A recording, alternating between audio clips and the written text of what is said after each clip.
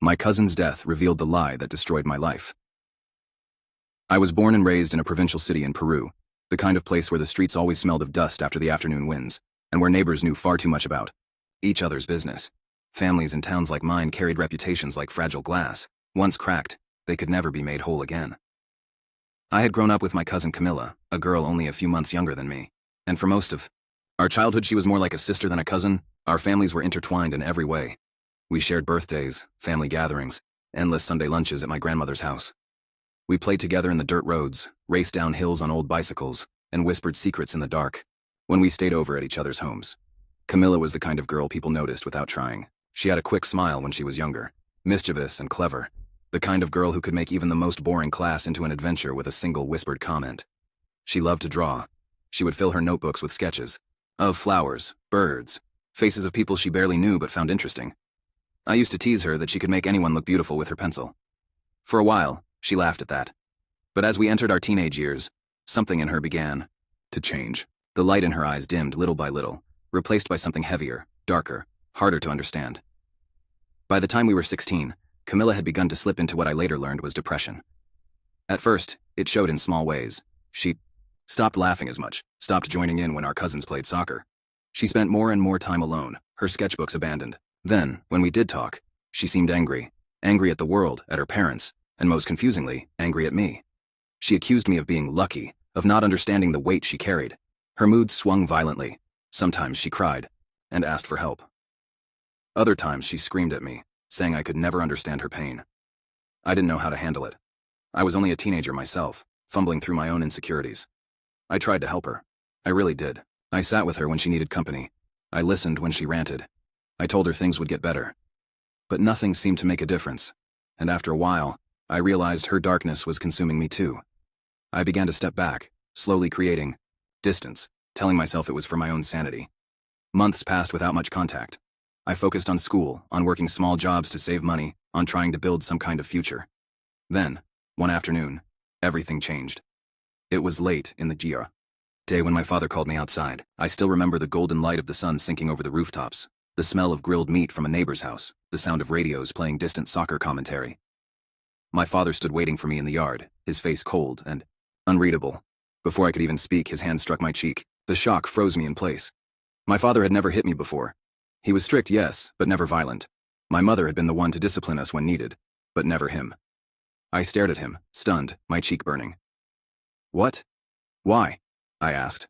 His eyes were full of rage. Without a word, he struck me again, harder this time. My lips split against my teeth. Blood filled my mouth.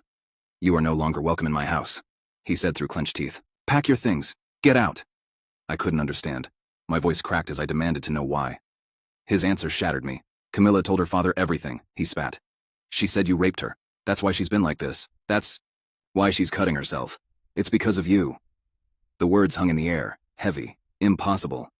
My chest tightened. "That's not true," I shouted, but he didn't listen.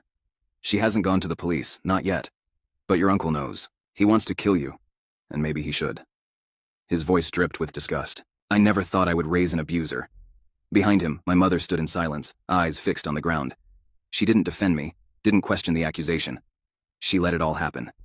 In that moment, with blood on my lip and betrayal, cutting deeper than any slap, I realized I had no one left in that house. I packed what little I had, withdrew the savings from my card, money I had earned working odd jobs, and left. I boarded a bus for Lima, the capital, carrying nothing but a backpack, a broken heart, and the taste of betrayal that never really left me.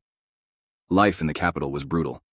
I rented a single room in a crumbling building where the walls were so thin I could hear every cough, every argument, every baby's cry from the neighbors. I worked whatever jobs I could find, waiting tables, cleaning, hauling crates at markets.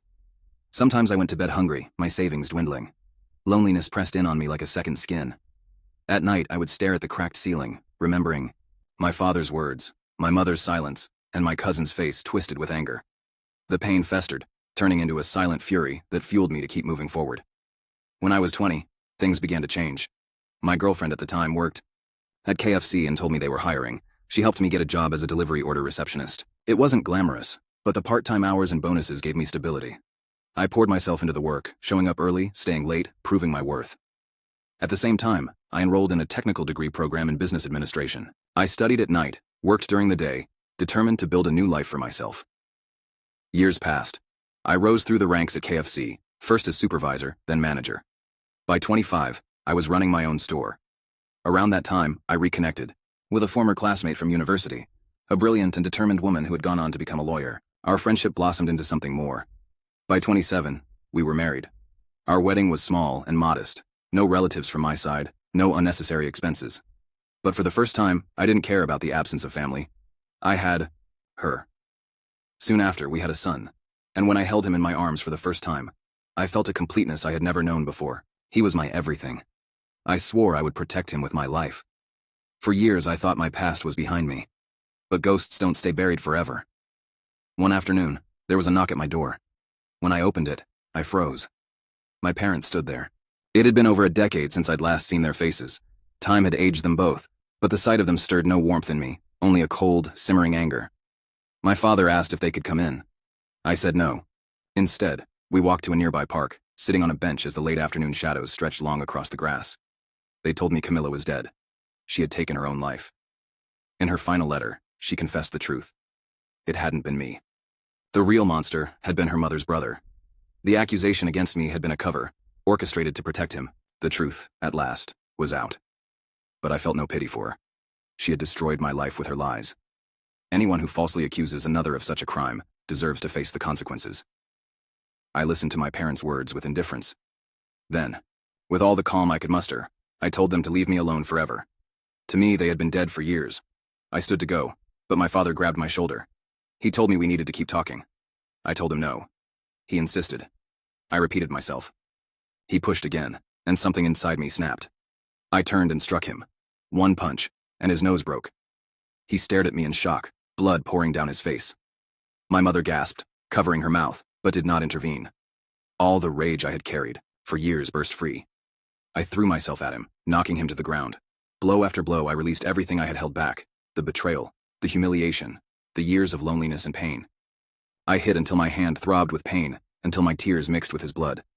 My mother stood frozen, weeping but silent. When it was done, she helped him to a taxi and fled. Later that night, she messaged me. My father's injuries were severe. His nose shattered, 4 teeth broken.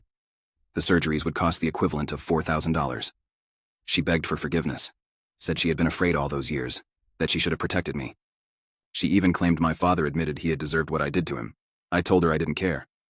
When I told my wife everything, she listened quietly. She already knew much of my past. When I finished, she said something that made me laugh bitterly. The man you hit wasn't your father.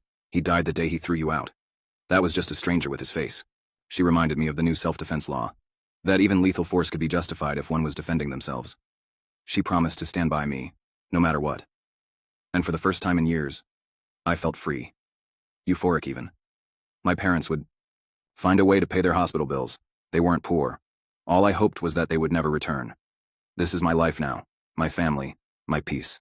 And if anyone, even them, tries to take that from me again, I will defend it, at any cost.